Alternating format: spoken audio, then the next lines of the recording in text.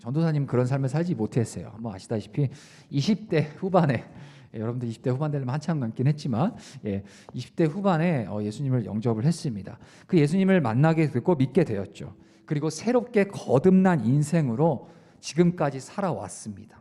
그리고 이렇게 살아오면서 나름대로 저는요 최선을 다해서 예수님 닮은 삶을 살아내려고 정말 제 나름대로 노력을 많이 했던 것 같아요. 이렇게 돌아보니까. 왜냐하면은 왜 이렇게 예수님 닮은 또한 예수님 따라 예수님을 그 은혜를 받은 자로서의 삶을 살아내고자 부단히 더 노력하며 지금까지 살아왔던 이유가 뭐냐면은 간단했습니다. 구원받을 저란 존재는 제가 제 자신을 이렇게 들여다봐도 제 속마음을 들여다보고 제 인생을 들여다봐도 구원을 받을 만한 자격이라고는 정말 단 1%도 없는 제 자신이 너무 잘 알고 있었어요. 그럼에도 불구하고 저를 이게 구원해 주신 그 하나님의 은혜가 제게 있어서 너무나도 크게 다가왔고 부딪혀 왔기 때문에 세상 그 어떤 존귀하고 귀하고 값진 보물보다 그것들을 제게 다 준다고 해도 저는 제가 받은 그 구원을 바꾸지 않을 겁니다. 그리고 그 세상의 그 어떤 귀한 보물보다 이 값진 구원을 소유했다는 그 사실이 저에게 그 어떤 세상의 어려운 일 앞에서도 당당하게 그리스도인으로서 살아갈 수 있는 동기가 되었다라는 거예요. 전도사님도 20대 후반이면은 사실 사회적인 어떤 경제적인 활동을 열심히 해야 될 때고, 이게 한창 청년의 때 정말 비전을 위해서 열심히 정말 최전방에서 달려야 될 시기가 20대 후반이었을 겁니다. 그런데 하나님이 영접했고 예수님 믿었고 이제는 신학교 들어가서 주의 종, 지금 이렇게 전도사 사역자로 살아가기로 작정하는 순간 그때부터는 삶이 완전 바뀌죠. 신학교를 다시 들어갔어야 됐고요. 공부를 하는 학업을 했어야 됐고요. 그에 따른 필요한 어떤 다양한 경제적인 필요했겠죠. 학비는 물론이고 생활비도 그렇고. 근데 20대 후반 30이 다 돼가지고 뭐 부모님한테 뭐 요청을 해야 될 상황도 아니었고, 아무튼 여러 가지 사실 상황과 환경으로 봤을 때는 예수님을 알고 믿기 전보다 훨씬 더 상황으로 봤을 때는 전의 삶보다 예수님을 믿고 나서 솔직히 현실은 조금 더 어려웠던 게 사실이에요. 경제적인 부분이나 또한 그간에 쌓아왔던 어떤 사람 간의 관계들도 예수님을 믿고 성도가 되고 소위 말하는 세상이 말하건 이렇게 표현은 예수쟁이가 돼서 세상으로부터 여러 가지 어려움을 당하게 될 상황이 참 많았던 것 같아요. 심지어는 예수 믿는 것 때문에 생사의 갈림길에 선 그 두려움 앞에서도 있었던 적이 있었습니다. 그런데 천국 티켓을 따놓았다는 그 확실한 믿음이 제 안에 있었기 때문에 그다지 그러한 경제적인 어려움, 사람과의 관계로 인한 어려움, 심지어는 생사의 갈림길에선 그 두려움 앞에서도 그다지 저의 마음과 믿음과 그 신앙은 크게 요동하지 않았어요. 물론 순간적으로 어려운 마음을 갖고 있었고 힘들었던 시기도 있었지만 본질인 저의 믿음을 그렇게 상황이 저를 이렇게 막 힘들게 하진 않았던 것 같아요. 그런데요, 제게 있어서, 전도사님에게 있어서 정말 아킬레스건 같은 게 하나 있습니다.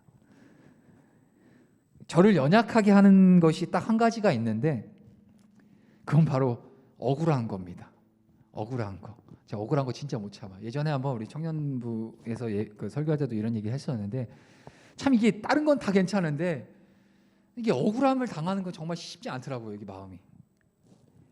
왜냐하면 내가 뿌린 것이기에 거기에 대한 열매로 내가 힘들어지거나 불이익을 당하는 것이라면 그냥 그저 빠르게 반성하고 다시 회개하고 그런 일을 겪지 않도록 대처할 수 있겠는데 나는 뭐 아무런 잘못도 없음에도 불구하고 억울하게 오해를 받게 되거나 그런 억울함을 당하게 되면 참 그것만큼 마음이 힘든 게 없더라고요. 마음이 참 힘들었어요. 지금도 이상하게 저는 억울한 거 사실 좀 많이 힘들어요. 제 아킬레스건인 것 같습니다. 자, 그런데 말이죠. 진짜 믿음을 지닌 진짜 그리스도인은요. 세상으로부터 억울한 상황을 참 많이 겪게 되며 살아가게 됩니다. 여러분들 각오하셔야 돼요. 여러분들 예수님 믿고 예수님 믿는 성도로서 여러분들 세상 가운데 나아가 살잖아요. 반드시 그리스도인이란 이유만으로도 여러분들은 억울한 상황에 놓일 수 있게 될 상황이 얼마든지 오게 된다는 거예요. 왜냐하면요, 그리스도인은, 저와 여러분들 그리스도인이잖아요. 우리 예수님 믿잖아요. 그럼 우리가 그리스도인이란 말이에요. 그리스도인은 이 세상의 가치를 따라 살지 않고요, 오직 하나님의 이 말씀을 따라 살아가는 자들이기 때문에 우리가 이 세상을 살아갈 때 억울한 일을 겪을 수밖에 없는 거예요. 세상이 추구하는 가치는 우리가 믿고 진리로 믿고 있는 이 성경이 말하는 가치와는 완전히 상반된 가치를 얘기를 해요. 예를 들어볼까요? 성경에서는 그리스도인들에게 희생을 말하지만 이 세상은 쟁취하라고 얘기합니다. 성경은 용서를 말하고 있지만 이 세상은 복수하라고 가르쳐줍니다. 성경은 믿음을 말하고 있지만 세상은 의심하라고 말하고 있고요. 성경은 겸손을 말하지만 세상은 교만을 자랑합니다. 성경의 가르침과는 이 상반된 이 세상을 살아갈 때 이 성경의 가르침을 따라서 살아가는 그리스도인으로서 저와 여러분들이 살아가게 된다면 반드시 세상으로부터 억울한 대우를 받게 되죠. 그럼에도 불구하고 성경은 뭐라고 얘기하시냐? 우리를 억울하게 만들고 우리를 향해 핍박을 하고 우리를 향해 고난을 주는 이 세상, 그 세상을 향해 그럼에도 불구하고 그들을 끝까지 사랑하라고 가르쳐주고 있다는 거예요. 하나님은요, 이 이스라엘을 하나님 나라의 백성으로 삼으셨어요. 우리가 이전에도 계속 출애굽기를 통해서 이스라엘 백성들을 하나님께서 부르신 거에 대해서 얘기를 잘 알고 있습니다. 하나님 나라의 백성으로서 하나님께서 이스라엘 삼으셨어요. 그 이스라엘은요, 하나님의 법인 곧 율법을 지켜야 했어요. 이스라엘이 아닌 이 이방 나라들은요, 이 하나님의 율법을 알지도 못했고요, 그 율법을 지킬 수조차도 없었던 존재들이 이방 나라들이었어요. 특별히 하나님이 이스라엘 민족을 딱 택해서 하나님의 백성으로 삼으셨는데, 이스라엘 백성이 하나님 나라의 백성으로 살아갈 수 있었던 그 기준이 무엇이냐? 이스라엘 백성들은 하나님의 법인 율법을 지키며 살았기 때문에, 그 법을 지키는 백성이기 때문에 하나님 나라의 백성으로 살아갈 수 있었던 거예요. 즉 하나님의 백성이란 하나님의 법을 지키는 자들인 거예요. 저와 여러분들도 하나님의 백성입니다. 우리들도 하나님의 백성이고 영적인 이스라엘 백성이에요. 그렇기 때문에 하나님의 법을 지키고 살아야 되는 것이 마땅한 거예요. 자, 그런데 우리 하나님께서 이 이스라엘 백성들에게, 이스라엘에게 하나님이 그저 밑도 끝도 없이 너희들 다 내 백성으로 되라, 내 율법을 지켜라 라고 그저 아무 근거 없이 밑도 끝도 없이 그렇게 그냥 명령만 하신 게 아니었어요. 다 이유와 근거가 있으셨어요. 그것이 뭐죠? 그 이유가 바로 애굽의 종노릇하며 고통 중에 살던 그 이스라엘을 우리 하나님이 구원해 주셨기 때문에, 하나님 먼저 그들을 구원해 주셨기 때문에, 저와 여러분들을 예수님의 피값으로 우리를 구원해 주셨기 때문에 우리를 향해, 그리고 이스라엘 향해서 너희는 나의 백성이다 라고 요구하고 말씀하실 수 있다라는 거예요. 구원의 대가, 구원의 값이 얼마나 큽니까? 애굽의 종노릇하며 고통 중에 살던 그 이스라엘을 구원해 주신 분이 하나님에게 하나님의 백성으로 살아갈 분명하고 또렷한 이유가 있는 겁니다. 하나님의 구원을 입은 이스라엘은 결국 하나님의 백성이 된 거죠. 하나님 백성이 된 그 증거로서 이스라엘에게 하나님은 율법, 곧 하나님의 법을 주신 겁니다. 자, 우리 또한 예수님을 믿음으로 그 구원을 받은 영적인 이스라엘 백성이라고 이전에 분명하게 말씀드렸습니다.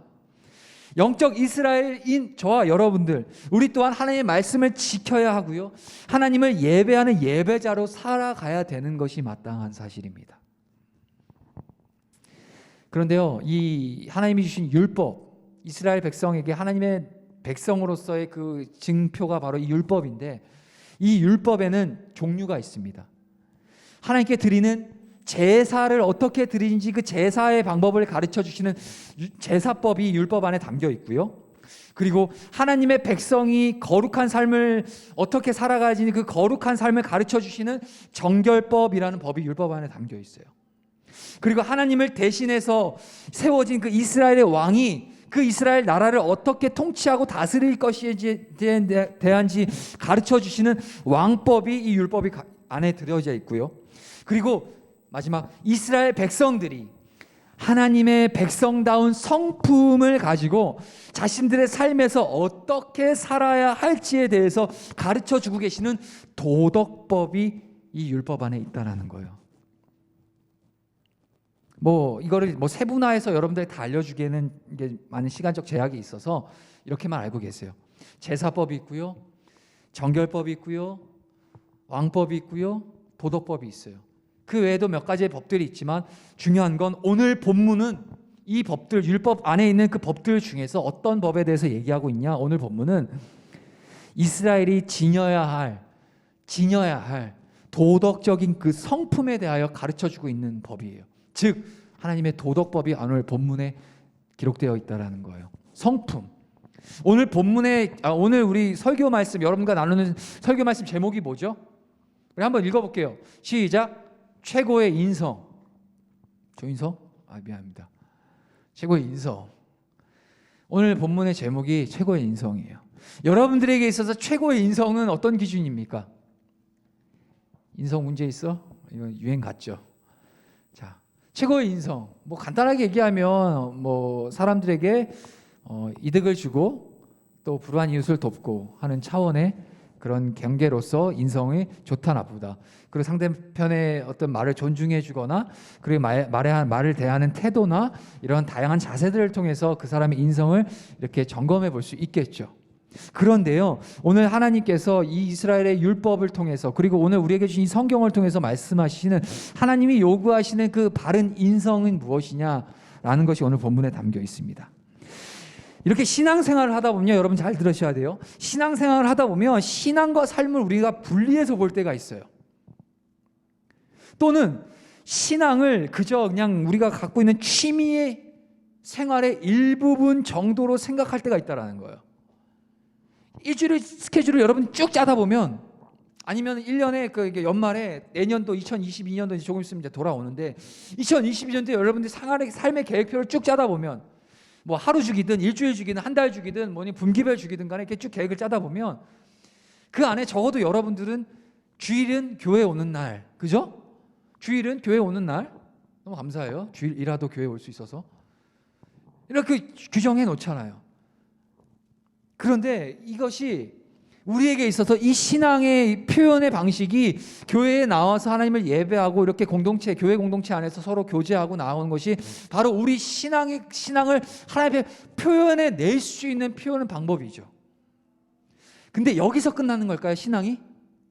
교회에서 주일 예배를 또는 이 공동체 안에서의 교제, 여기서 우리가 믿는 하나님, 우리가 믿는 예수님을 믿는 그 믿음에 대한 그 신앙의 표현이 과연 여기서 끝나는 걸까요? 아니에요. 믿음을 가지고 살아가는 삶, 신앙의 생활은 교회 안에서 나아가 교회 밖에서까지도 신앙생활이 이루어져야 되고 여러분들 인생에 있어서 전부가 예수님을 믿는 신앙인의 삶으로서 기준이 되어 그렇게 살아가야 된다는 사실입니다. 근데 자칫 잘못 우리가 신앙생활을 오해하다 보면 그저 신앙과 삶을 분리시켜 볼 때가 있다는 거예요. 간단하게 하면 교회에서는 교회 안에 있을 때는 바른 신앙인의 모습을 가지고 있다가도 딱 예배 축도 딱 끝나고 교회 문 밖으로 나가면 신앙이라고는 아무런 상관없이 살아가는 이들도 적지 않은 게 현실이에요. 제가 여러분들에게 정말 간곡히 부탁드리는데 신앙과 삶이 여러분들 삶에 일치가 되셨으면 좋겠습니다. 예수님을 믿으면 믿는 사람답게 여러분들 이제 교회 밖을 나가셔도 그렇게 살아가시길 간절히 제가 부탁을 드리고 권면을 합니다. 여러분들에게.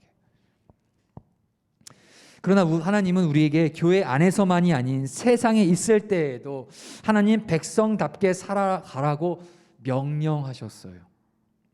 세상 속에서도 성도다운 삶을 살기 위해 우리가 어떻게 살아야 하는지에 대해서 부분적으로 오늘 본문이 가르쳐주고 계세요. 1절 한번 보여주세요. 본문 1절 우리 함께 읽어봅시다. 시작. 너는 거짓된 풍설을 퍼뜨리지 말며 악인과 연합하여 위증하는 증인이 되지 말며. 하나님의 말씀을 따라 살아가야 할 우리죠. 제가 분명히 얘기했습니다. 설교 초반에도 하나님의 백성은 하나님의 말씀을 따라 살아가는 사람, 하나님의 법을 지켜 살아가는 사람이 하나님의 백성의 근거라고 했습니다. 우리는 하나님의 말씀을 따라 살아가는 우리입니다. 하지만 세상에는 수많은 거짓말들이 만연해요. 자, 여러분 생각해 봅시다. 꼭 공부 잘해야지 성공하나요? 그게 진짜인가요? 자, 아니면 꼭 예쁘고 잘생겨야지 사람들에게 사랑받나요? 또는 남을 밟고 일어서는 것이 그 성공하는 지름길인가요? 아니죠. 이건 다 거짓말이에요. 하지만 이 세상은 이 거짓말들이 마치 진짜인 것 마냥, 그렇게 사는 것이 지혜로운 삶인 것 마냥 우리에게 이렇게 요구하고 있죠. 거짓말로 우리가 듣고 살아가고 있다는 거예요. 그런데 성도인 우리가 하나님의 말씀을 제대로 알지 못하면 이런 거짓 메시지에 속아 넘어가게 되죠. 심지어 남에게까지 이 내가 알고 있는, 내가 속고 있는 이 거짓된 메시지를 우리는 자칫 잘못하면 심지어 나뿐만이 아니라 남들에게까지도 막 퍼다 나르는 그러한 사람이 될 수 있다는 사실이에요. 요즘 SNS 많이 하잖아요. 저도 즐겨합니다. 그냥 클릭 한 번이면 제가 갖고 있는 메시지, 소식들 또는 제가 전하고자 하는 그 정보들 클릭 한 번이면 수백 명, 수천 명에 그대로 전달돼요. 오늘 본문 1절이 뭐라고 그러죠? 너는 거짓된 풍설, 거짓된 얘기를 퍼뜨리지 말라고 하세요. 그리고 악인과 연합해 위증하는 증인이 되지 말라고 하십니다. 자, 이 카더라 뭐뭐 하더라 진짜가 아닌 카더라가 퍼지면 퍼질수록 그것이 카더라가 아니라 점점 진실로 둔갑하게 돼요.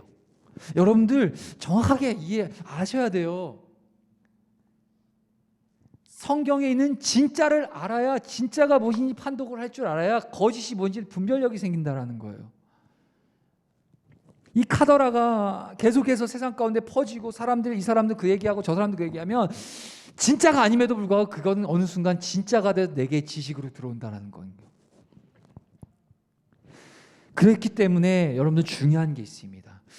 여러분들 그리고 제가 무엇을 듣고 사는지가 우리들의 믿음을 주관하게 만들죠. 하나님의 말씀을 듣고 살면 하나님의 말씀이 믿음이 되는 거고요. 거짓말을 듣고 살면 그 거짓이 우리에게는 진실이 되어 믿음으로 다가오게 된다는 겁니다. 성경은 믿음은 들음에서 난다고 그래요. 그 들음은 곧 무엇을 듣느냐에 따라 결정지게 되죠. 그래서 이 시간이 너무 중요한 시간이에요, 여러분. 피곤하고 졸린 거 알지만 정말 이 시간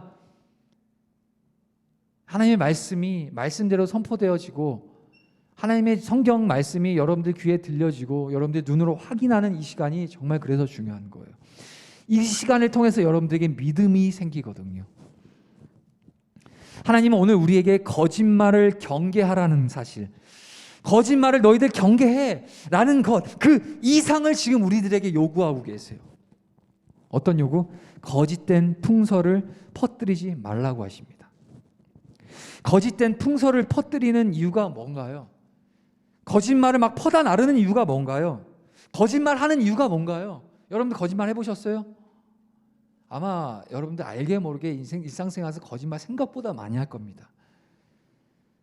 전 잘생겼습니다. 이건 거짓인가요? 사실입니까? 죄송합니다. 여러분 졸릴까봐 이제 장난을 이렇게 약간 농담을 좀 하는데 이렇게 진지하게 받아버리면 제가 민망해져요.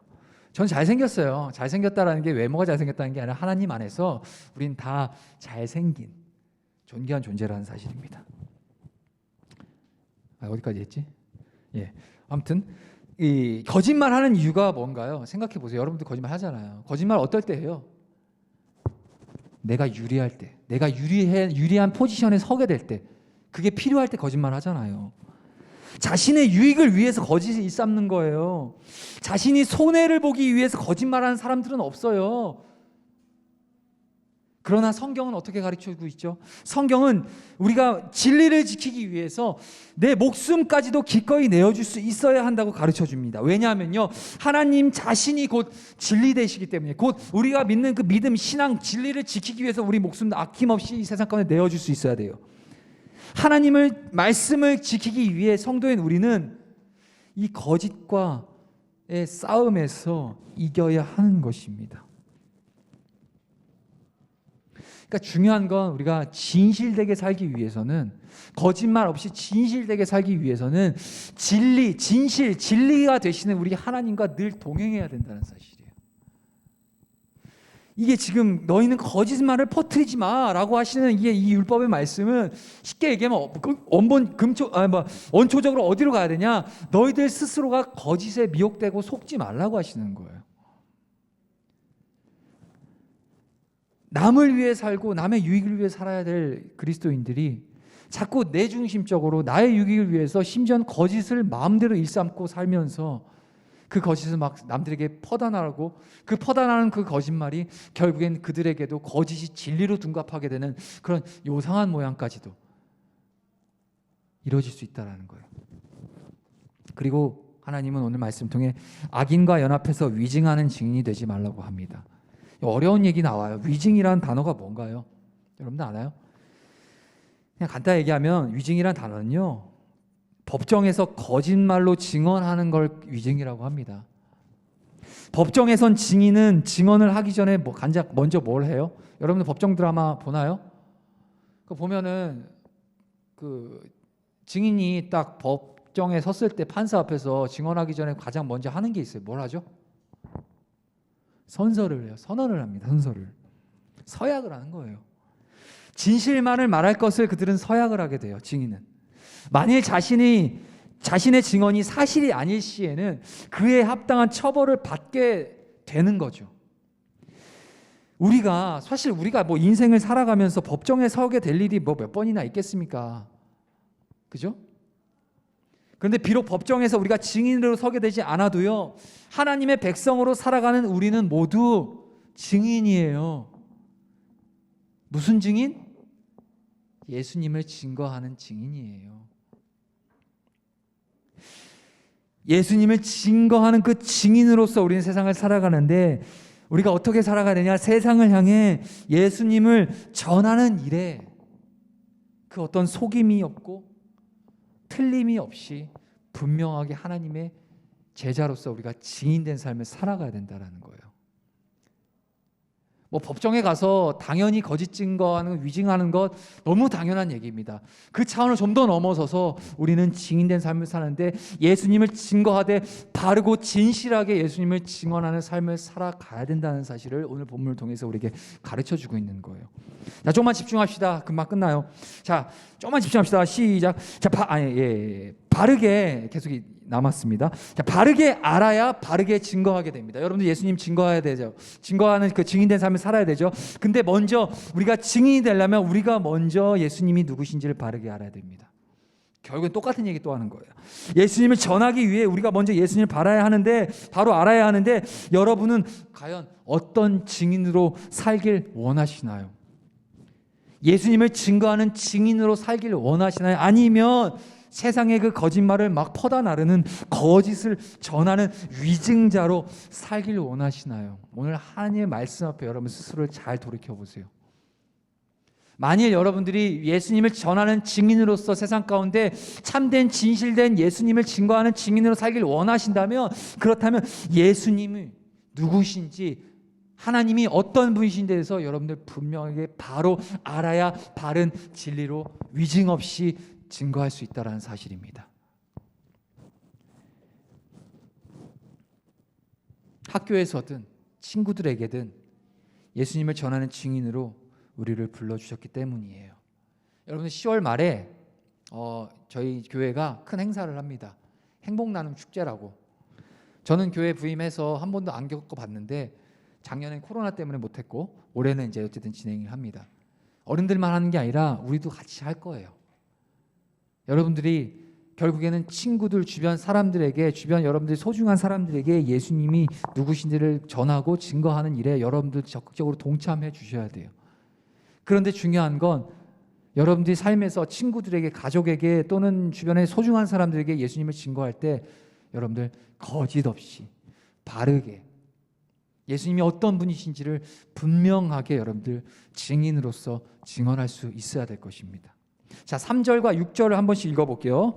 먼저 3절 한번 읽어보겠습니다. 다 함께 읽어볼게요. 시작. 가난한 자의 송사라고 해서 편벽되이 두둔하지 말지니라. 6절 주세요. 너는 가난한 자의 송사라고 정의를 굽게 하지 말며. 옛날에요, 한 80년대인가요? 제가 어렸을 텐데 이런 얘기가 있었어요. 뭐 영화 대사 중에서도 좀 유명한 대사 중에 하나예요. 유전무죄 무전유죄라는 말이 있습니다. 혹시 들어봤어요? 여러분, 유전무죄 무전유죄? 간단하죠? 이는 가난한 사람은 유죄가 되고 부자들은 다 죄가 있어도 무죄가 된다는 얘기예요. 결국 돈이 있고 없고에 따라서 사람의 죄도 유죄가 되거나 무죄가 되는 그런 불의한 세상을 가리켜서 표현하는 말이 바로 유전무죄 무전유죄죠. 자, 죄를 지었다면 그에 합당한 처벌을 받아야 하는 것이 마땅합니다. 만에 하나 여러분들이 이제 오늘 교회 예배 끝나고 밖에 나갔는데 정말 양명 높은 살인마가 막 옆에 이렇게 지나간다고 하는데 딱 발견했다고 생각해 봅시다. 여러분들 깜짝 놀랄 겁니다. 어떻게 저 사람이 저렇게 당당하게 죄에 대한 대가도 받지 않고 저렇게 다닐 수 있을까? 거기에 대한 막 불의함을 막 여러분들 토로하고 막 답답해 할 겁니다. 마땅한 거예요. 죄를 지면 거기에 대한 합당한 대가를 받아야 되는 겁니다. 또는 사회적으로 가난한 사람이라고 해서 가난하다는 이유만으로 그들의 죄가 있음에도 불구하고 그 죄를 덮어주거나 또는 가난하다는 이유로 죄가 없는 사람인데도 불구하고 그들에게 죄를 뒤집어 씌우는 것, 이러한 불의함, 불공평함, 부정함, 이것들에 대해서 오늘 하나님은 저와 여러분들에게 그러한 행동은 기뻐하지 않는, 하나님이 기뻐하지 아니하는 행동이라고 가르쳐주고 계신 거예요. 여러분들 잘 생각해 보십시오. 여러분들 삶에서 아마 알게 모르게 이러한 오류를 범하고 있을 수도 있어요. 뭐 가난과 뭐 부자, 그거 말고 다른 예를 들 수도 있겠죠. 나랑 좀 친하면, 아니면 나랑 좀 관계가 있으면 그 친구의 허물이 뻔히 있으면서도 막 덮어주거나 그런 거 있잖아요. 눈 딱 감아주고 컨닝을 했어. 딱 봤어. 나랑 친한 친구야. 그러면 뭐 이렇게 모른 체 하거나. 근데 이제 별로 마음에 안 들어. 쟤는 좀 아닌 것 같아. 그럼 대번에 이렇게 꼬집어가지고. 그러니까 이렇게 진짜 법과 정의와 질서 안에서 이거를 분별해서 바르게 판단하는 것이 아니라 나의 유익과 나의 어떠함으로 인하여서 법과 질서까지도 거짓으로 바꿔내는 그러한 행동. 가난한 사람이라고 무조건 다 수용해주고 품어줄 것도 아니고, 가난하다고 해서 무조건 그들을 죄인 취급할 것도 아닙니다. 오늘 거기에 대해서 얘기하고 계시는 거예요. 8절 주세요. 8절 한 번 더 읽어보겠습니다. 시작. 너는 뇌물을 받지 말라. 뇌물은 밝은 자의 눈을 어둡게 하고 의로운 자의 말을 굽게 하느니라. 불의한 뇌물은요, 똑바로 봐야 할 것을 제대로 보지 못하게 우리 두 눈을 멀게 만듭니다. 여러분들이 굳이 뇌물을 받을 만큼의 아직 그런 경험들은 없을 겁니다. 그런데요, 인생을 살다 보면 여러모로 공정하지 못하고 불평등한 목적으로 이런 부정한 뇌물이 오고 가는 경우가 수도 없습니다. 김영란법인가요? 그런 게 생겼죠. 예. 자, 또 이 뇌물을, 그러니까 이 부정하게 오고 가는 이 뇌물에 대해서 하나님 말씀하시는데, 이 뇌물은 똑바로 봐야 할 것이란 뭔가, 똑바로 봐야 할 것을 바르게 못 보게 만든다라는 거예요. 근데 여기서 말하는 똑바로 봐야 할 것이 뭔가요? 바로 의로움과 불의를 분별할 수 있는 안목을 얘기를 하는 거예요. 재물에 욕심이 생겨서 불의와 의를 분별하지 않고 그저 재물 따라서 그것을 판단하는 어리석음, 거기에 대해서 하나님은 우리들에게 경고하고 계십니다. 그런데 불의한 뇌물은 두 눈을 멀게 하고요, 의로운 사람의 말을 왜곡시키게 해요. 회장 선거 해본 사람? 회장 선거 할 때도 막 많이 이렇게 으쌰으쌰 하잖아요. 공약을 걸잖아요. 공약을. 그죠? 근데 공약을 걸었는데 막상 이제 공약 걸고 회장이 됐는데 그 공약 안 지키면 후회하죠. 뽑은 사람들이 후회하죠. 그것도 불의한 거죠. 그런 우리 삶에서 학교에서 벌어지는 그 작은 일들도 사실 불의한 가운데 있는데 하나님은 당신의 백성들, 하나님의 백성들, 그리스도인들이 그러한 불의함과 불공정함 속에서 그들이 먼저 앞장서서 성도들마저도 그런 삶을 뇌물을 주고받고 하는 삶에 대해서 하나님은 탄식하고 계시고 분명하게 그건 잘못된 것이라고 경고하고 계시다라는 겁니다. 신앙이라는 게 신앙과 삶이 분리되지 않는다고 분명히 전 말씀드렸습니다, 여러분. 교회 안에서만 예수님 믿는 착한 아이들, 착한 학생, 착한 청년으로 사는 것이 아니라 교회 밖에서도 세상 사람들, 예수님 알지 못하는 사람들도 누구든지 인정할 수 있는 바른 사람, 바른 성품, 바른 도덕적 개념, 윤리적인 행동, 그런 것들을 적극적으로 세상 가운데 살아내야 될 존재들이 바로 저와 여러분들이라는 사실입니다. 자, 마지막 9절 주세요. 함께 마지막 읽어볼게요. 시작. 너는 이방 나그네를 압제하지 말라. 너희가 애굽 땅에서 나그네 되었은즉 나그네의 사정을 아느니라. 자, 우리 모두 다 과거에 죄의 노예로 살던 사람들입니다. 구원받기 전까지는 우리 예수님 알지 못했을 때는요, 그저 그냥 죄의 종로로 타며 살면서 고통 속에 고난 속에 살아가던 사람들입니다. 여러분들이 정말 귀하고 축복합니다. 여러분들은 부모님이 이제 신앙을 잘 물려받으셔서 그런 부분들보다는 믿음 안에서 여기까지 잘 자라왔는데 지금 세상 밖에 나가고 저 같은 게 요즘 눈앞에 있는 저만 봐도 아까 얘기했지만 20대 후반 이전까지 삶을 지금 생각하면 정말 끔찍합니다. 잘 먹고 잘 살았던 시절 그게 중요한 게 아니라 정말 예수님 없이 영원한 소망 없이 그저 그날 그냥 그렇게 소망 없이 살았던 제 삶을 돌이켜보면 참 끔찍한 죄의 종로로 타며 살았던 삶이 아직도 여전히 제 기억에 뚜렷이 남아 있어요. 그러나 하나님의 사랑과 예수님의 십자가로 인해서 우리는 죄에서 해방되었죠. 그리고 하나님 나라의 백성된 이 엄청난 특권을 누리며 지금 살아가고 있어요. 다시 한번 말씀드리지만 우리를 하나님의 백성으로 부르신 궁극적인 목적은 하나님 알지 못하는 세상 사람들, 즉 이방인들에게 하나님의 영광을 그들에게 드러냄으로써 그 이방 사람들도, 이방 나그네들도, 그들이 살아가는 그 세상의 그 세상 가운데 놓여 있는 그 영혼들도 하나님의 구원을 입어 하나님 나라를 소유할 수 있도록 우리가 통로가 돼야 된다는 사실입니다. 하나님 없이 죄악에 신음하며 살던 그 애굽 생활이 얼마나 지옥 같았는지를 우리는 너무 잘 알고 있기 때문에 그 하나님의 마음으로 세상에 죽어가는 영혼들, 그들을 끌어안아 하나님 품으로 돌아오게 할 수 있어야 한다는 겁니다. 오늘 9절이 그 얘기 하시는 거예요. 너희들, 저 이방 나그네들, 저들 괴롭히지 마. 압제하지 마. 너희들 가만히 생각해 봐. 너희들도 저 애굽에서 430년 동안 그 애굽의 끔찍한 노역 생활 속에서 얼마나 고통스러웠니? 저들의 마음을 너희들 알지 않니? 그러니까 저들의 마음, 하나님께로 저들을 돌아오게 하는 통로로 살아가렴 라고 얘기하시는 거예요. 자, 결론입니다. 최고의 인성, 결국 하나님의 말씀대로 살아가는 것이 우리가 갖춰야 될 가장 온전한 인성이라는 사실입니다. 원수를 사랑하고 세상에 예수님 알지 못하는 자들을 향하여서, 우리 친구들이나 가족들을 향하여서 하나님의 그 예수님의 그 복음이 얼마나 존귀하고 소중하고 감사한 것인지를 우리가 증인으로 살아가는 것, 이것이, 이러한 삶을 살아내는 것이 이 땅에서 사는 것도 살아갈 때 최고의 인성을 누리며 살아가는 참된 그리스도인의 자세라는 사실, 여러분들 오늘 말씀 꼭 기억하셨으면 좋겠습니다.